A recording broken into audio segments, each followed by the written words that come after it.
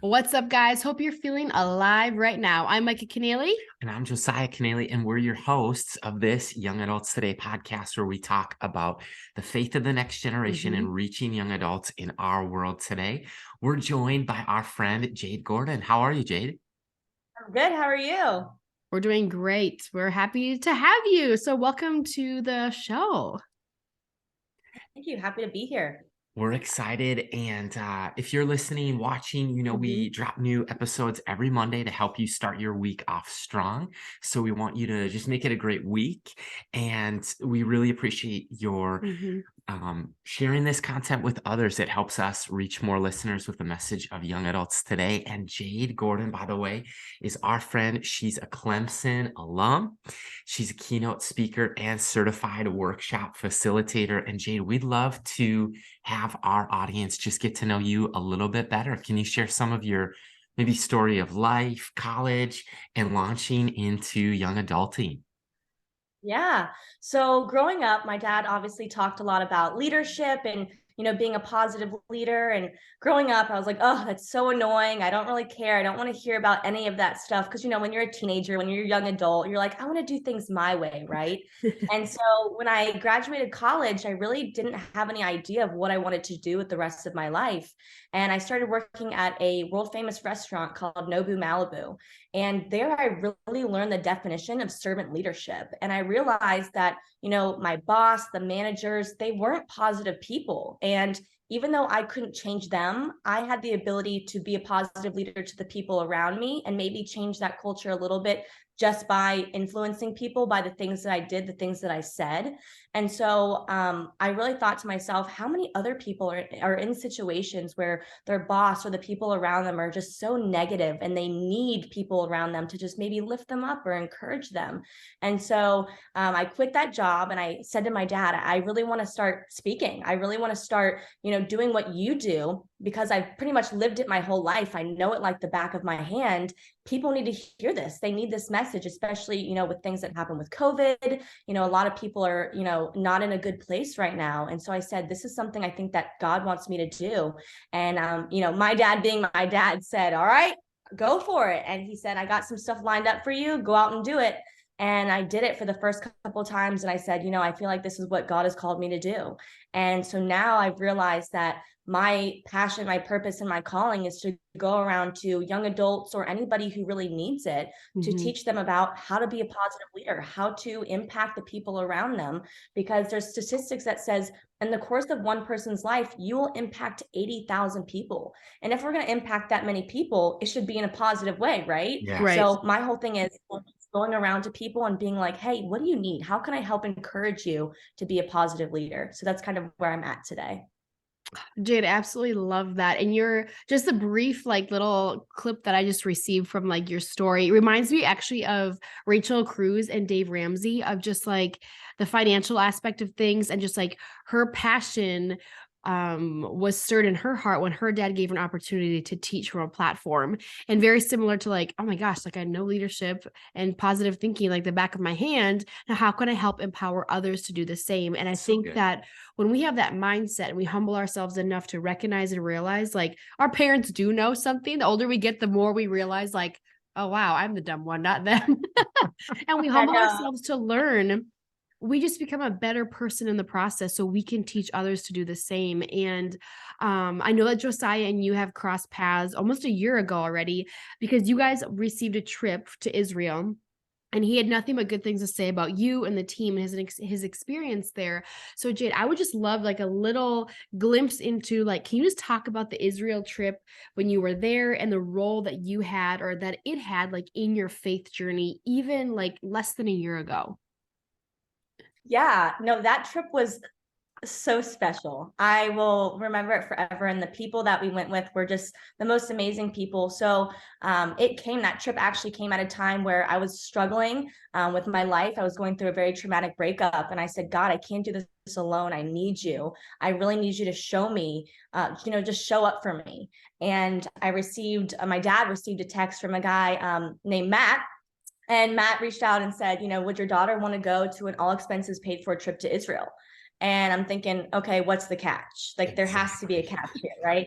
And so I did a little bit of research. Actually, my friends were like, oh, we actually did that. And it was the best experience of our life. And I was like, I don't know if I really want to go right now. I'm not really in the mood to travel. It's for 10 days. I don't know any of these people at all. And my mentor said, you have to go. If you get a chance to go to Israel, especially all expenses paid for, I'm making you go. And so I went. I was really nervous at first, but the second we all met at the airport, it was so amazing. We got along so well. We were already having amazing conversation. And a lot of the guys were looking out for me like I was, their daughter. And so it was like, wow, I feel safe. These guys are such amazing men of God. And even the women just felt like mothers to me and friends. And it was just so amazing that being there and seeing the Bible in living color was a game changer. It was like, wow, okay, we read stuff in the Bible, but to actually see where these things happened, amazing. And so I left there, not only, my faith just like on fire for the Holy Spirit, but with a new family, with people that, to this day, I still reach out to and I'm like, hey, what do you think about this? What do you think about this in the Bible? Or, just ways to be a better person, ways to encourage other people and just have that community. It was honestly one of the best experiences of my life, and I will never forget it, ever. Me either. That resonates with me because it was such an incredible trip. And I remember my experience was pretty similar, where got a call. It seemed too good to be true, and they needed to know because Israel had been closed for a couple years to outside travel, just restrictions and stuff with the pandemic, and then they opened up. So this was one of the first team trips after, the borders were kind of opened up again. And so like I got a call and a text and it said, let us know within like 3 hours, I think. And I wasn't with Micah and I needed to get a hold of her. And I'm like, hey, I'm not playing games. I just need to talk to my wife. And I remember even verbalizing the trip with you, Jade, of like, man, I've got these 2 little daughters at home and I haven't been away for 10 days. And like, are they going to remember me? And you gave me some assurance. You're like, they're going to love you when you come back, and it's going to be just fine. And when I did come back, it was so true what you had said. Like, it's not maybe like I hadn't been gone, but it was like, hey, we assimilated back and they were so happy to see me. They didn't forget me. It was fun. Yeah, I remember you were like, oh, I don't want to be away. And I was like, from experience with my dad, being on the road speaking, it was, and this is what I told you, I said, they're not going to remember that you were gone. They're going to remember when you're there and you're present and you're home and you're just spending that time with them. They're not going to remember that you were gone for 10 days in Israel. They're going to be like, oh my gosh, our dad's home.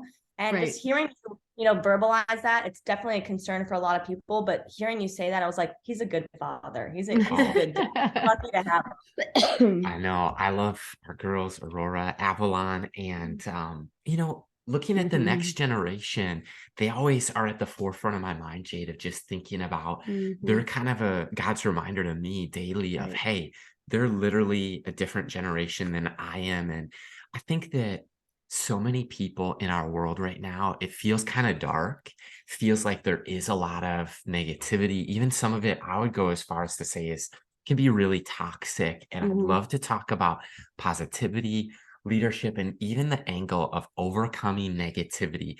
I'd ask you, would you say that positivity is a choice, or are there some people that are maybe just more prone to negativity to begin with? I definitely think there's people that are, just naturally negative. And my dad actually talks about this a lot. He says that, growing up in a household where his father was an NYPD undercover narcotics police officer, things were intense, right? He would wake up in the morning and he would say, good morning, Dad. And my grandpa would say, what's so good about it?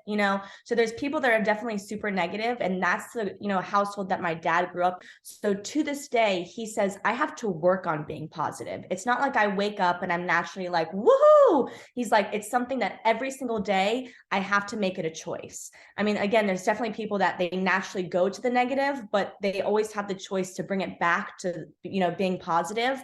But I would definitely say, it's definitely a choice. Every single day you can wake up and either say, I'm going to have a great day, or I'm going to be negative today. You can infect people with your negative energy, or you can infect them in a positive way. We always say you can be a germ, or you can be a big dose of vitamin C. So it's always a choice. Let's go. I think that's so good. I think it just naturally, like, it kind of depends on the season of life. Like, if you love your job and you love doing what you get to do, you might have more positive insight just throughout the day, or if you're in a season where it is dark or it's challenging or it's like, yeah, do I even want to get out of bed today? Even just for the listener to just think about the positive things in your life. We're in the holiday season right now, and we know that there are hurts, there are hurdles, there's pains, there's hangups that we all have, whether it's the loss of a family member, it's a first holiday without them. Maybe it's a new leadership structure in your job and you're insecure about, do I even have a job after this new leader comes in? Because sometimes they will come in and do a little bit of housekeeping, or just keeping in mind that no matter what, like, God is still in heaven and he still sees us. He still knows us. Jesus is still seated at the right hand of the Father. And many of the things that we get to choose are positive or negative thoughts that we're actually hardwiring our brain each and every single day. I think of Tommy Newberry, who is all about positive thinking and the joy challenge and just finding the good in the midst of the bad, and just really finding that silver lining in everything. And for someone maybe who is wanting to, like, grow and become more positive when it comes to leading others, whether it's at a corporate level, in the ministry world, in the mission field, in a college on a college campus, in their classroom, or maybe it's in their household, like, what insight do you have for growing and becoming more positive in our leadership and becoming more confident in who God's created us to be within the role that we have? Like, how can we do that securely?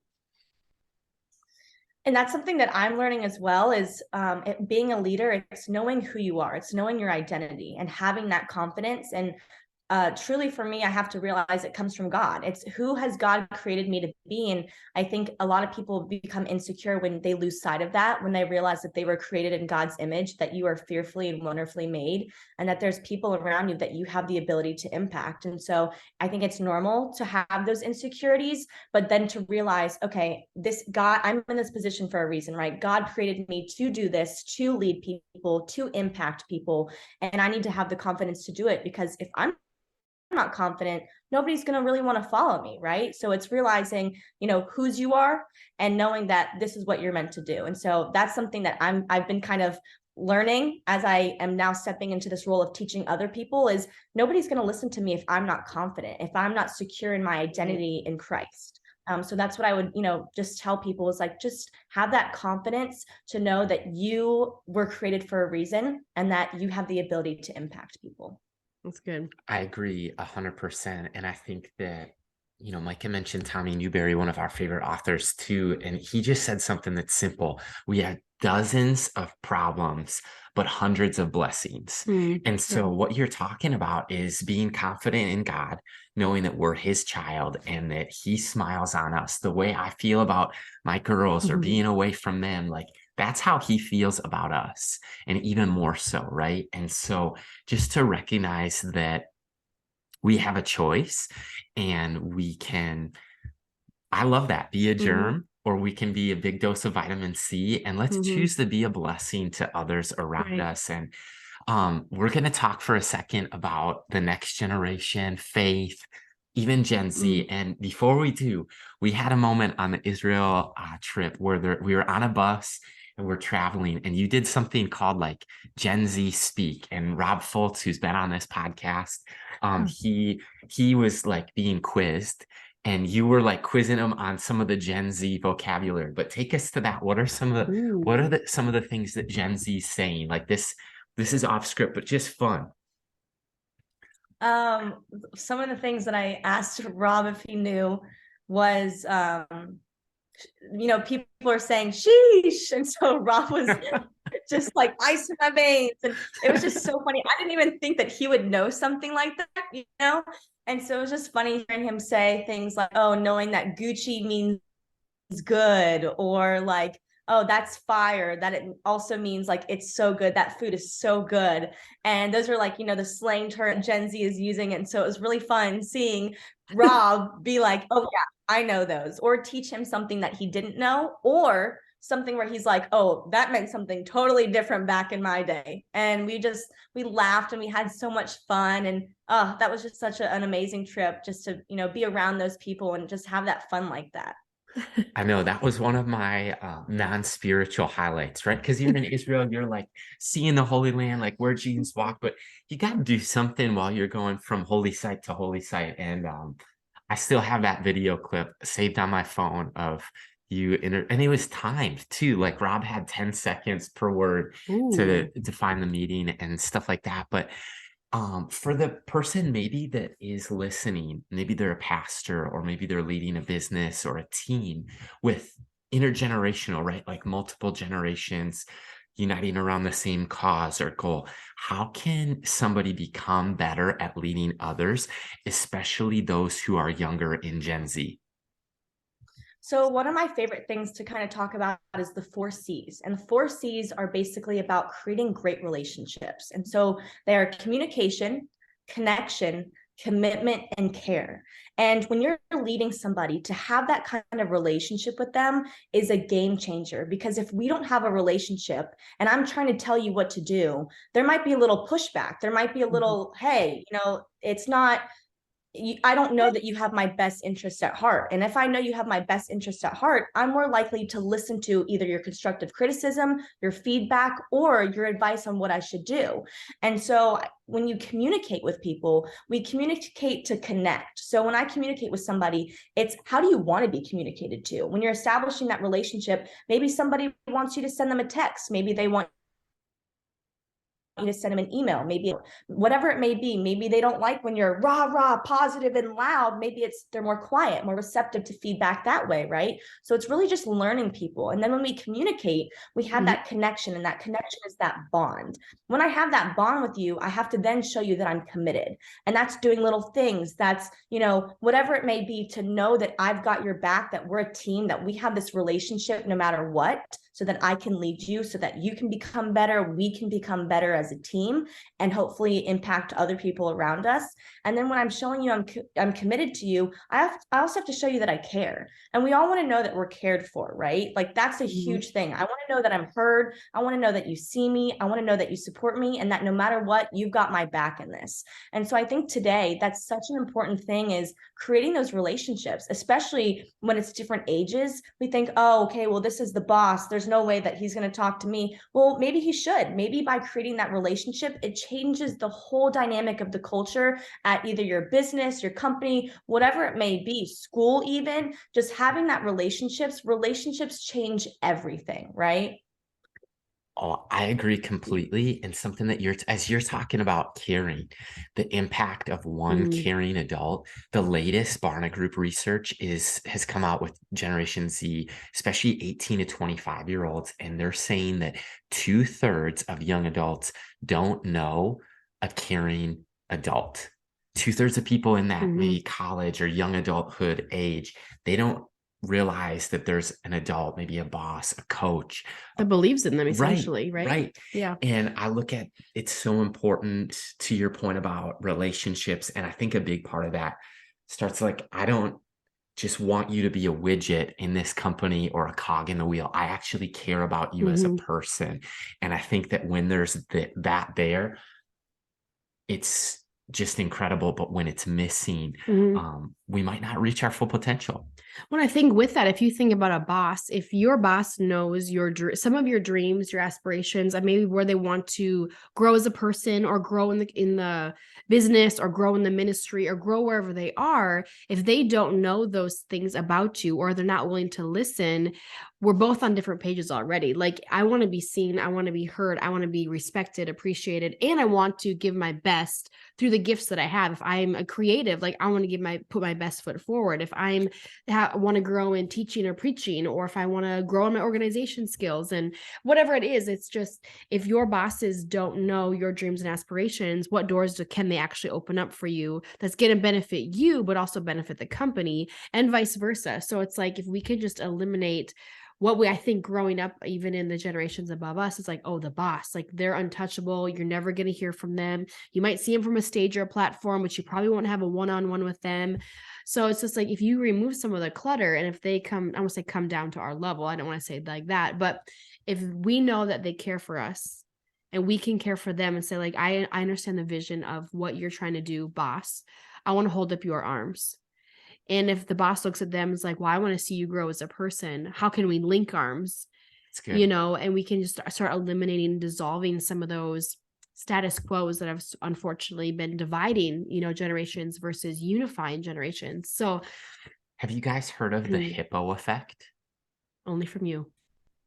I think so, but please share. Okay, so hippo effect is basically, especially in organizations and teams, the highest individual paid person on staff. So it's an acronym, and like, okay, so the CEO or the head coach or the lead pastor or the president of the college or university, they're usually the one with the biggest take-home salary. And what they've done in a lot of research and studies is found that people treat the hippo, the person, the leader, basically the highest paid person, they treat them differently. And so I think if you are that person, your words carry like kind of like a ton, like 1,000 pounds. And so it's also, you have to recognize that there's an obstacle to overcome. Like, people might not be completely honest right away. You might have to really strive or strain or strategize to draw out or like punch holes in the vision or the you have to project welcome or feedback, I guess is what I'm saying. Well, and I would say, like, Josiah, I will never forget, we were in a room with probably 30 other young adult leaders throughout the nation, and Craig Rochelle had us in, and we were thinking, like, what wisdom can he impart upon us? Because you're in a room with him, he's the level of leadership that he has and just the influence he carries and just how he just leads in general. I'm like, wow, like, he's incredible. And when he sits down in front of you and we all lean in because we want to hear what he has to say, he's, I think, surprised all of us by asking, how can I learn from you guys? What should I be doing better? What advice do you have for me to reach the next generation? Where am I missing it? Or where are we missing it as a church? So when he starts asking those questions, you're kind of like, oh, he's just a person, but he's emulating the fact that and demonstrating that he is a lifelong learner. And we can both learn from each other. But sometimes when we put people on a pedestal or in a leadership role, that we're all like, whoa, like it's so-and-so, and when you kind of eliminate, he like removed himself from that, not knowing it, in my opinion, of just like, oh, we're here to learn from each other, so I think when we can, not be the hippo in the room, or even if we are the hippo in the room, how can we, brainstorm on the same playing field is perfect. Do you have any thoughts? Oh, go ahead, Jade. I was gonna ask. Go ahead. I was gonna ask if you had any thoughts on like team building or whatever you were gonna just say first. Well, I was just gonna say that I think the relationships and things like that also tie into negativity, because when you have created those relationships and those bonds, if somebody's being negative, instead of being like, just writing them off, you can be that person that says, hey, what's really going on? Because you're not just angry because of this. There has to be something, because when you have that relationship, you can really dig deep. Hey, something going on at home. Is something going on with your spouse, maybe your kids, whatever it may be. By having that relationship, it changes the dynamic. You can ask them what's really going on and get to the root issue. That's so good. It's earning that right to have some, like, speaking to somebody's life, but then also experience the other side of that as well. So Jade, I'd be so curious why, and like what comes to your mind when it comes to like reaching the next generation? Like, why do you believe it is so important in this day and age to provide young adults with the gospel, to come alongside them, to develop leaders? Like, what are you hoping and praying for when it comes to that? And why do you believe it's so important to reach out to them? I mean, they're the next generation, right? So they're eventually the people who are, in position, or the boomers or whoever it is, they're not going to be here anymore. And they're not going to be able to follow somebody, so they have to step up and be the leaders. And if they're not equipped with the ways to do it, the tools on how to be even a good leader, then our generation, we failed them as the generation above them. Our goal is to help lift them up, encourage them, teach them how they need to lead people that come after them.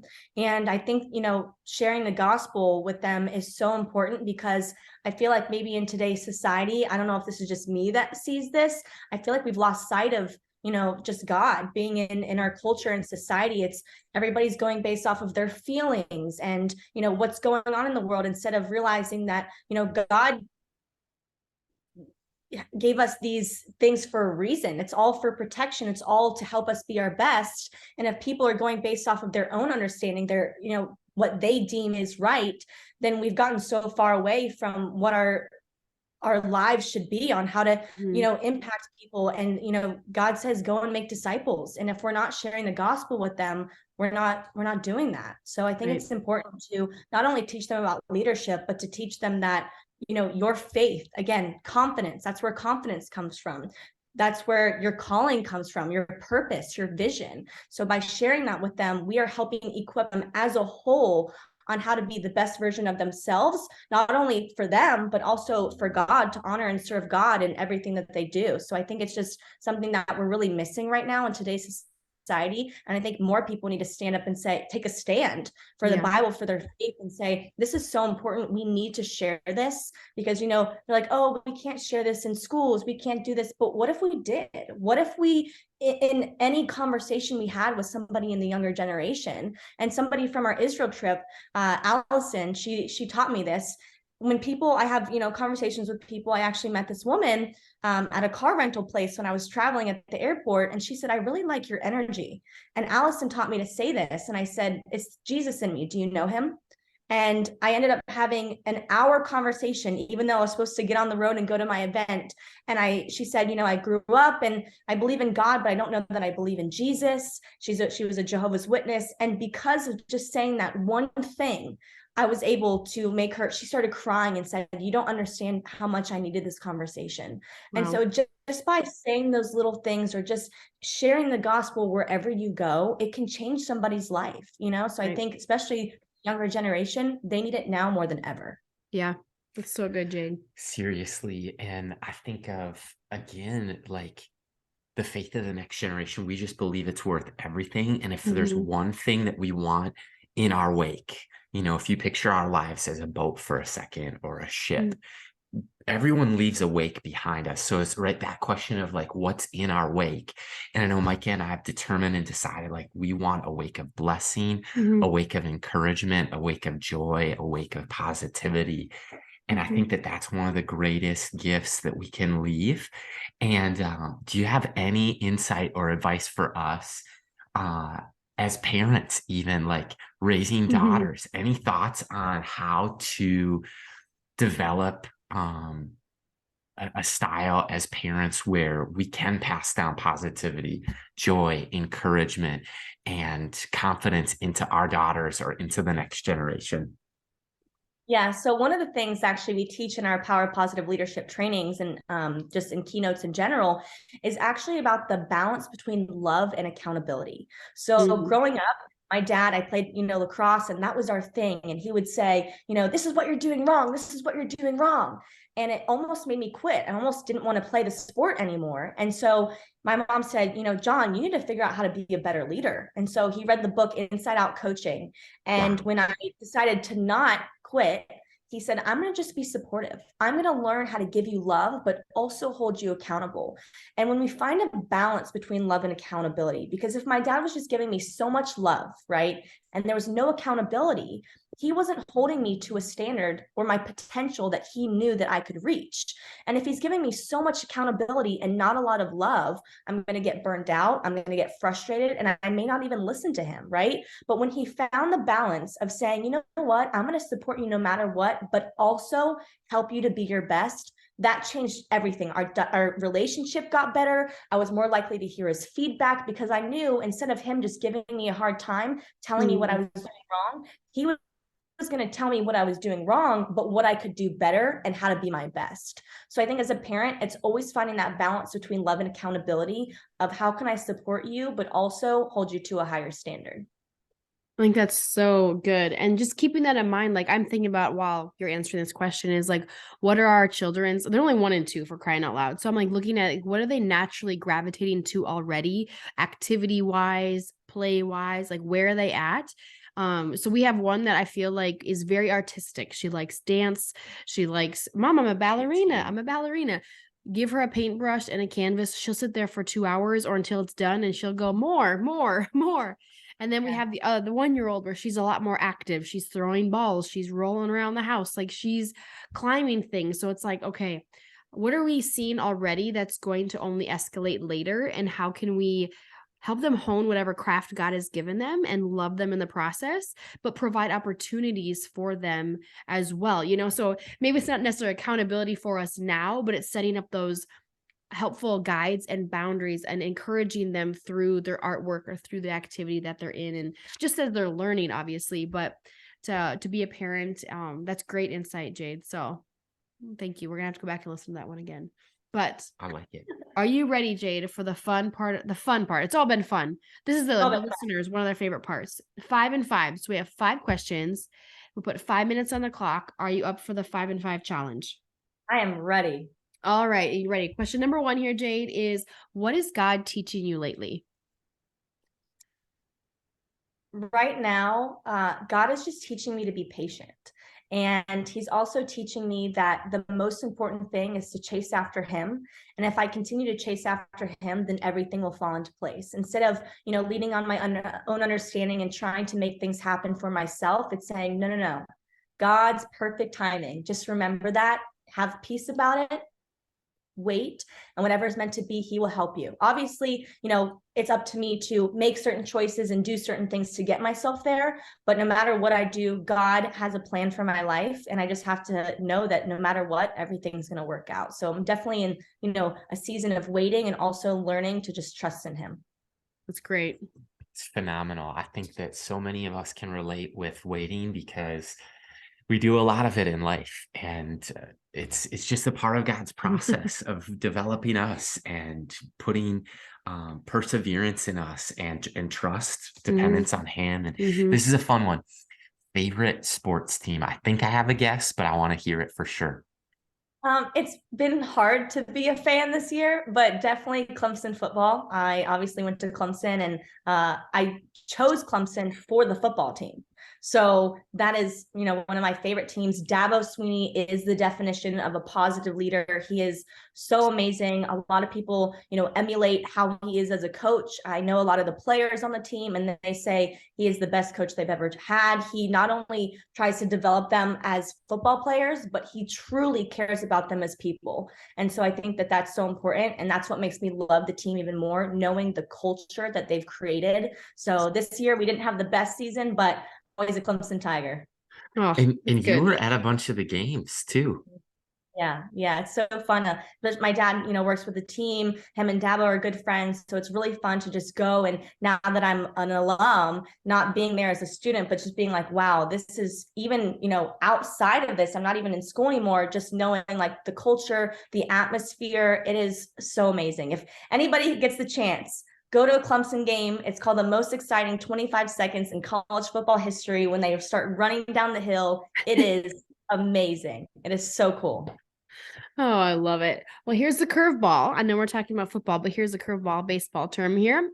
If you could ask Josiah and myself one question today, Jade, what would you ask us? We don't know what's coming, audience, just so you know. We never know what's going to be asked of us right here. I would say, what is something, if you're comfortable sharing, what is something that you've gone through that's a challenge that led to an opportunity to have a more positive outcome? So you went through something that was so difficult, but because you had a positive mindset, that it led to a positive outcome. I can go first if you want. Yeah, go for it. I would honestly say that it was a very defining moment in my life when I was in a relationship that I shouldn't have been in. So I was in a relationship from 18 to 25, and I was just praying for God's will, God's purpose, but I never prayed for the person before I started dating them. And I knew that God had something way beyond where I was at in life for my life, but just didn't know how to get there. And there was one hurdle and one thing I wasn't willing to give up during that season, and that was that relationship. And so I began to pray simply like, Lord, if you want me to break this off and like we're completely done, like I don't want to feel an ounce of pain. I want to walk away on good terms, and I want to be on the same page with this person, and I want to like wash my hands of it, and I want to step into the blessing that you have for me. And it was a very challenging prayer, because when you pray like, Lord, help them to treat me like they would treat me if we were married while we're dating, and things went from bad to worse overnight, like that's a good indicator that God's like, get out. So I would definitely say like, um because I broke that off, God opened up doors of opportunities to lead mission trips, team up with people around the world, to do an internship program, to go back to school, to become a pastor, um, to get ordained coming up here, to marry Josiah, to have children. Like that one pivotal moment where it's a fork in the road of like, choose your sinful life or choose me, which was I feel like a very negative thing in my life was like, I'm walking away from something that I've put time and effort and resources, money, everything that I've been the last 7 years was wrapped up in this person, when I needed to say, Lord, I need to make it all about you. And I need to start this out. Like, I want to do this right. Like I'm 25, for crying out loud. Like we need to do this. I need to do this, like me and him.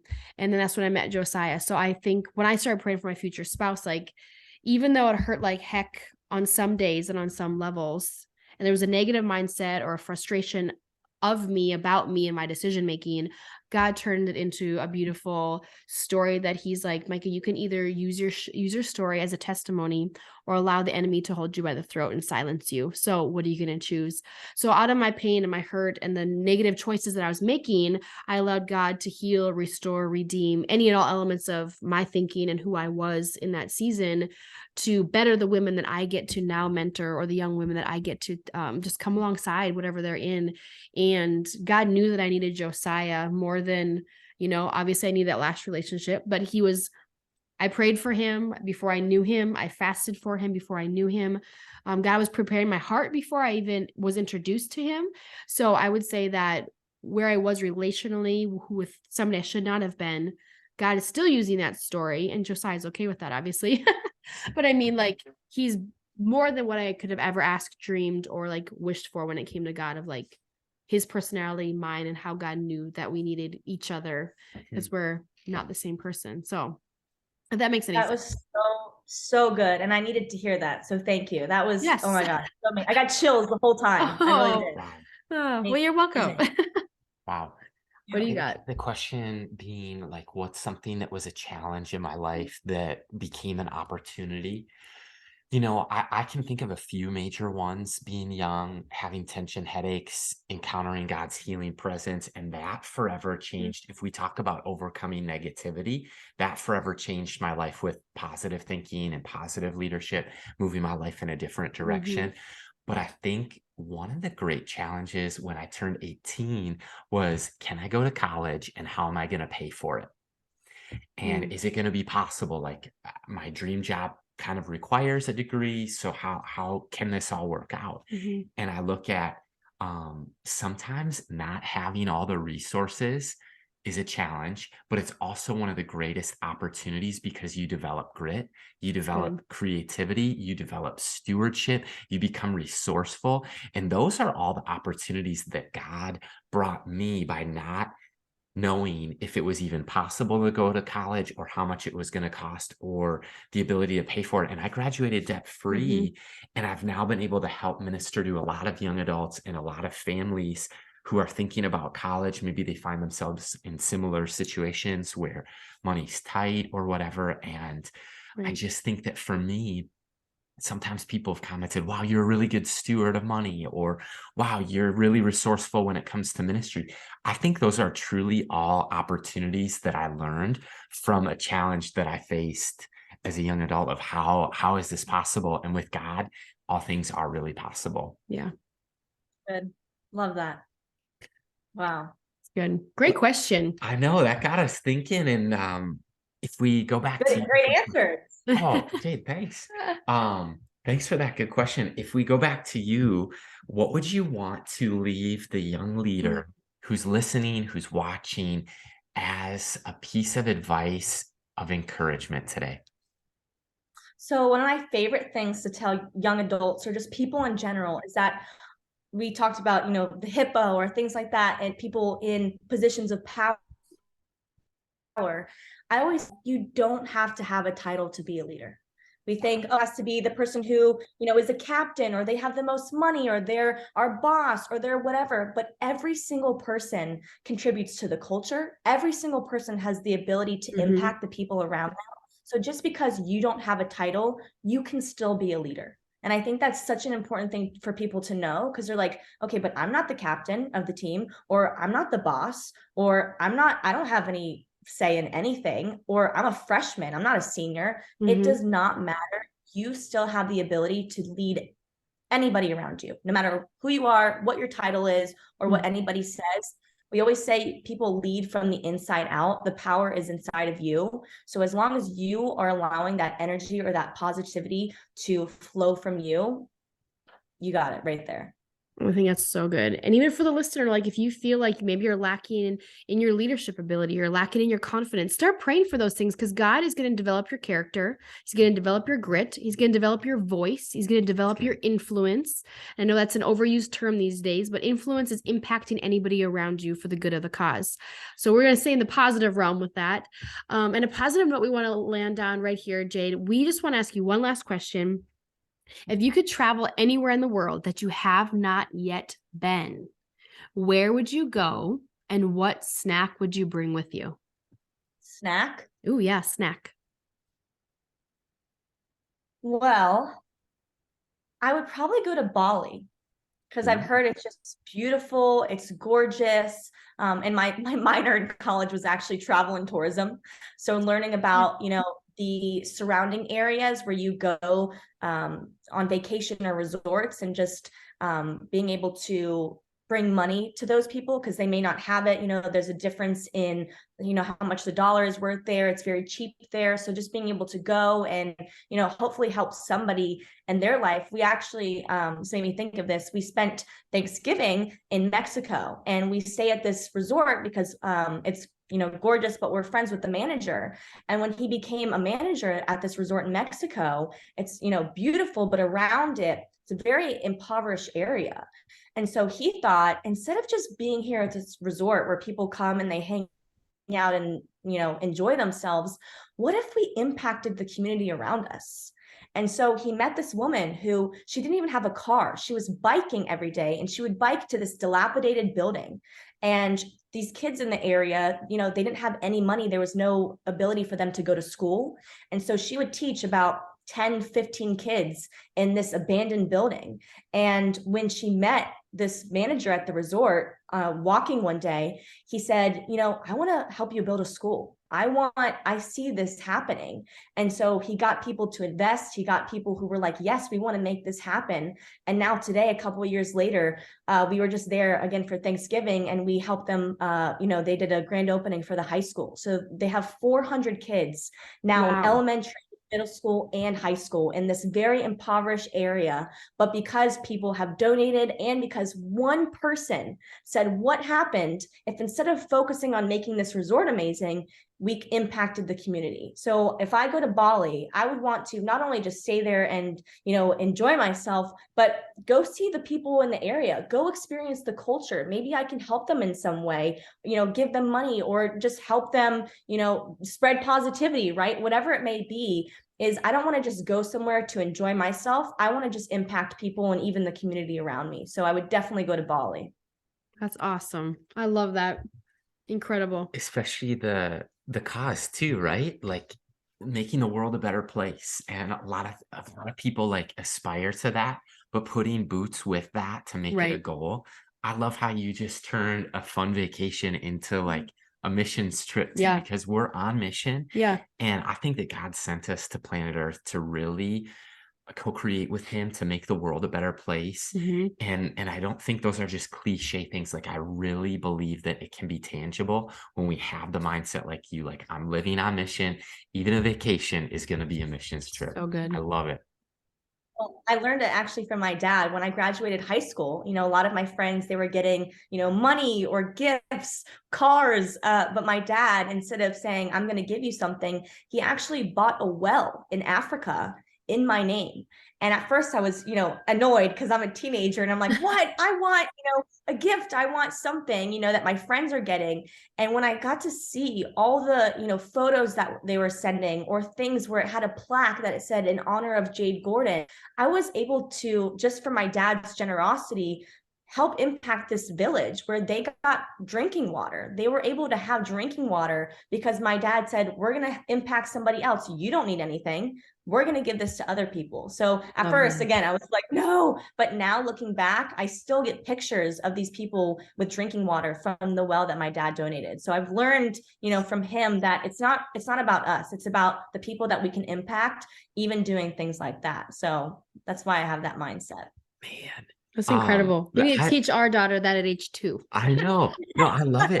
So have you been to Africa then to see it yet, or is that also a goal? I haven't. Okay. No, I haven't yet, but I definitely want to at some point because I think that would be so cool. For your 25th birthday. Yes. Yes. That'd be so fun. July, we're going to Africa. Oh, 125 degrees that day. No, I was kidding. I've been thinking about this thought. A friend of ours, Brent Silky, just said in passing in conversation, he goes, you know, like what God's been teaching me is that life isn't about what we accumulate, it's what we leave behind and give. So I've been thinking about that, and like a fun small hobby is I collect some baseball cards sometimes, and it's fun or whatever. I have since I was a kid, and then I stopped, and then I, like, the past couple months got into it, and I visited a pastor and I gave him a set. And I had way more fun. I've told Micah this story. I had way more fun seeing the joy on his face, becoming childlike again, than I did if I would have kept it. Right. And so I think there's something very real that Jesus teaches us, like it's better to give than to receive. And I love that note that you left us with. Yes, so good. Thank you, Jay. What an awesome conversation we had today. Thank you. Happy to be with you guys, especially Josiah on the trip. Every time someone would say something, he would just go, wow. And we never forgot that. It's just his energy. It's infectious. It's just so amazing to be around. That was our daughter's 3rd word after mama, dada. Wow. We were at a museum. She comes in, she goes, wow. And I'm like, you're like 6 months old. Wow. I love that. I love that. It's so funny. That does not surprise me. Well, so special to connect with you again, Jade. And we just are excited about everything that God's doing in you and through you, and really appreciate you investing in this conversation. Thank you. Happy to be here.